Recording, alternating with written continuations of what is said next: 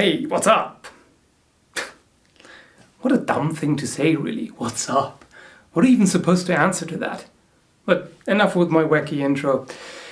I have been making videos talking about nonsensical bands in the past, and among those topics were knives, which are, specific knife designs that are banned. And one thing that kept coming up was the idea that, oh, it's banned because it is designed to hurt people, or its purpose is to hurt. And I find that quite baffling, frankly, because of the sheer narrow-mindedness, quite frankly. Can't those people think outside of the box? Is it really this, you can only use a specific item for the task that it was meant for? Is that really how it goes? For example, a lot of people like sports cars and they would like to own one, or they do. And sports cars are designed for high speed, okay? They're technically meant to be driven at speeds higher than what is usually permitted and safe on regular roads. Does that mean that sports cars or racing cars, whatever, should be banned just because they are meant to be driven at high speed, which would make them unsafe for traffic? Does that really matter primarily, or does it matter how it is used? If somebody owns a racing car and drives it responsibly and safely on the road without speeding like a madman, what's the problem? Okay, let's talk some more about knives specifically. The general notion that the design matters so much, that is what makes it dangerous. That also has to do with the fact that quite often a ban is based merely on how it looks. A completely subjective personal opinion, basically. To give you an example, this right here, I think a lot of people would be scared by this. If I were to whip this out in public, open it, they would go, oh, scary knife. Because, well, mainly because it's, tactical black and, looks all menacing and stuff, I guess. Whereas I bought this knife here specifically for use at work at my previous job.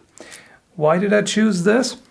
Because, well, for one, because it's nice and blue. It's not all black and tactical looking. The design with all the nice little curves and here round and everything, it just doesn't look as aggressive or whatever. And also the way you open this, or one way that you open this is simply by rotating it this way. This is a lot less menacing than flipping it out. They're flicking it out. Flipping out, yeah, whatever. So this usually does not scare people as much. It looks more, it looks like it's just a tool, basically. Whereas some people would look at this and say, oh, that is for assault and whatnot. But is one of the two inherently more dangerous?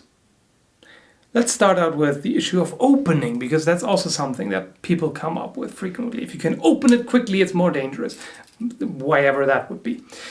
So let's check it out. And did you notice any difference? I can actually flick this open just as well. And is this a lot slower than this? I don't think so. Oh, by the way, even if I do not flick it open, guess what happens?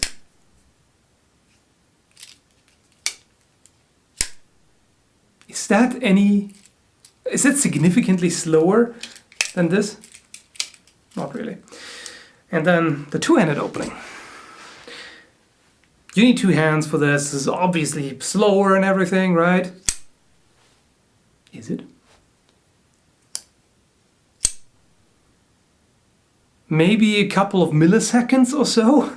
So considering that, these two are not really inherently different as far as danger goes.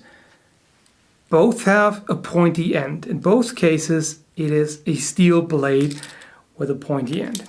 This is what mainly matters, because cutting is usually not that important in a knife assault.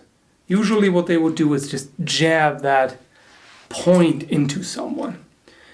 And guess what? A screwdriver will do the same. And the idea that, oh, those are more concealable. I've shown that in a previous video. You can strap a kitchen knife to your arm or behind your back or whatever. There are ways to conceal it pretty easily, actually. Let's have a look at this. Ignore the color. This is actually a ceramic knife, which, by the way, doesn't matter too much. Ceramic is obviously more brittle than steel, but you could still kill someone with this, especially if you aim for the neck. No problem. And this would make for a pretty good assault weapon, actually. The grip is quite comfortable. I don't have any danger of slipping up onto the blade and cutting myself when I'm stabbing. Concealability. Just carefully slide this in here so that I don't cut or stab myself. That would be very ironic. But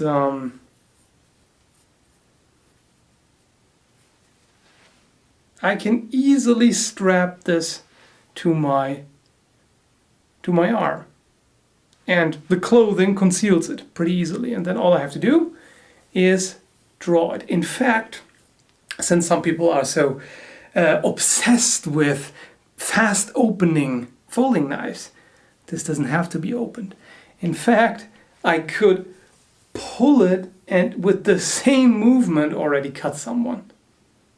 So technically, that would make this one more dangerous, wouldn't it? The problem with the notion of design is that most people don't seem to consider that it should go both ways, if that was really the case. If the purpose of an item was so important, and if that compelled people to use it in the way that it was designed for, then nobody would ever use a kitchen knife to hurt someone. Because that's not what it's designed for, right? Or a hammer. Nobody would use a hammer to crack another person's skull because you're only supposed to drive in nails with that, right? And here's the problem. A lot of crime is actually, well, the majority of all violent assaults are actually committed with a regular item, with a regular tool. Hammers are very common. Baseball bats, I mean, come on. You know how common baseball bats are on the street.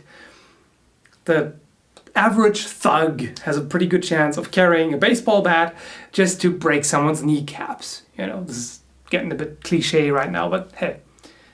But if the design was that important, then nobody would ever use a baseball bat to beat up someone else. Or it wouldn't be possible, or whatever, right? But it doesn't work that way. Also, for instance, if you have a hunting rifle, that's another example. A hunting rifle is designed to get food, right? It's designed to kill animals, non-human animals. But, if you were to argue that the purpose is what decides how it is used, then nobody would ever shoot another person with a hunting rifle. Because that's not what it's designed for, right? Does that mean nobody can use it for a different purpose? Obviously not. Whereas if you have a military rifle that was designed for army use and then it comes into civilian hands and they use it for target shooting, the purpose doesn't dictate human behavior, you know? If you don't have very strict moral guidelines, or if you're mentally unstable, then those things may inform your decision making and be like, oh, this is meant to hurt people. I kind of feel like hurting people now. But if you react that way, it means that there's something wrong with you, not with the item.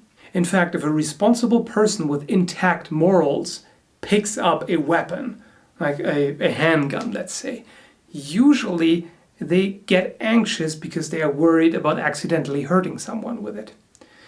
you still need to be immoral or deranged or intoxicated enough to actually form the decision that you want to hurt someone. If you're still in doubt, consider this. Imagine you're a guy, or if you are, you don't have to imagine, and you pick up a knife specifically designed for male circumcision. Do you think having that knife in your hand will give you the irresistible urge to cut off your foreskin?